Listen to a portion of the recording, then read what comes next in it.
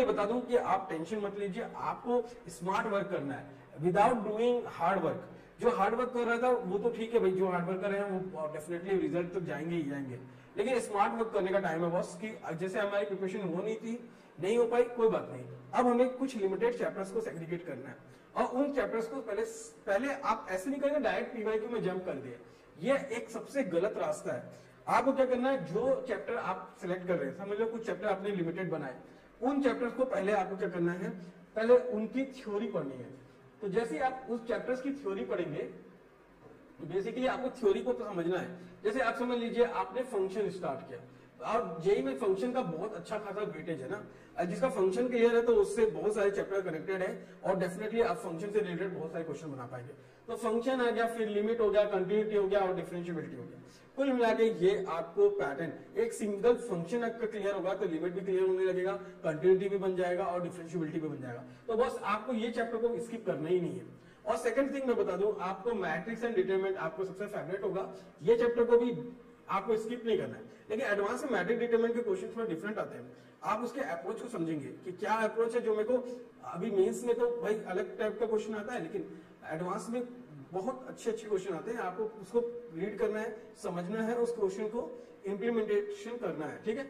और next part, अब मैं बोलूं तो आपको कुछ चैप्टर्स में जैसे डायरेक्ट पीवाईक्यू में जंप नहीं करना, पहली बात मैं बता दिया हूं।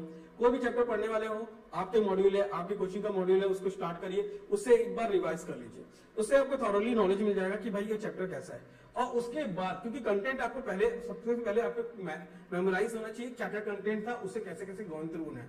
और जो भी मॉड्यूल होगा आपके पास, उससे सिर्फ मेंस का नहीं होना चाहिए, एडवांस का मॉड्यूल होना चाहिए। अगर आपके पास आप कोचिंग नहीं करे हैं, आपने कुछ अपना सेल्फ स्टडी किया, तो ऐसे केसेस में आपके पास कुछ बुक्स होंगे डेफिनेटली, और उन बुक्स का रिफर करके आप काम कर सकते हैं।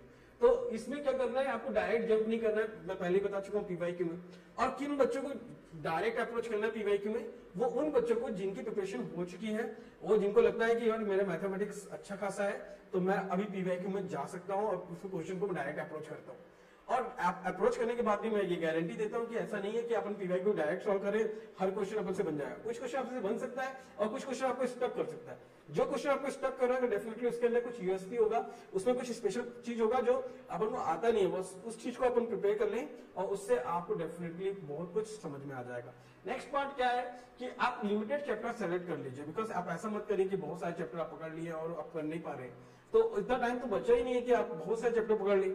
मैं कह रहा हूँ कि कुछ लिमिटेड चैप्टर आप पकड़ो, क्योंकि 18 मई को आपका एग्जाम है और ऑलमोस्ट 1 मंथ का टाइम है और उसमें बहुत कुछ होने वाला नहीं है, तो आप ये कर लीजिए। और जैसे आप बाइनोमियल कर सकते हैं, वैसे सीक्वेंस सीरीज कर सकते हैं, सीक्वेंस सीरीज अच्छा खासा पार्ट है, और वैसे ही आप कॉम्प्लेक्स नंबर कर सकते हैं। तो ये सब चैप्टर्स को आप ना डीपली कर लीजिए और इसके अंदर के पीवाईक्यू भी सॉल्व करिए। पहले आप कंटेंट देखेंगे, उसके बाद ये करेंगे। और आप कौन सी बुक रिफर कर रहे हैं वो मैटर करता है। अगर इस समय आप पहली बार में पढ़ रहे हैं और ब्लैक बुक स्टार्ट कर देना चाहते हैं, इस समय ब्लैक बुक अभी से सॉल्व करना चाहता हूँ, तो भाई अभी ये टाइम नहीं है कि आप पहली बार में ब्लैक बुक सॉल्व नहीं कर पाओगे। आप अपने आप को ना मतलब ये बोल सकता हूँ डिसअपॉइंट कर लोगे कि यार मैं अभी ब्लैक बुक क्वेश्चन बना रहा हूँ, पहली बार बना रहा हूँ और उसके क्वेश्चन बन नहीं रहे कॉम्प्लेक्स के। वो इसलिए नहीं बन रहे बस क्योंकि आपने पहले बनाया ही नहीं है। और जो साल के शुरू से जो पहले मेहनत करते हैं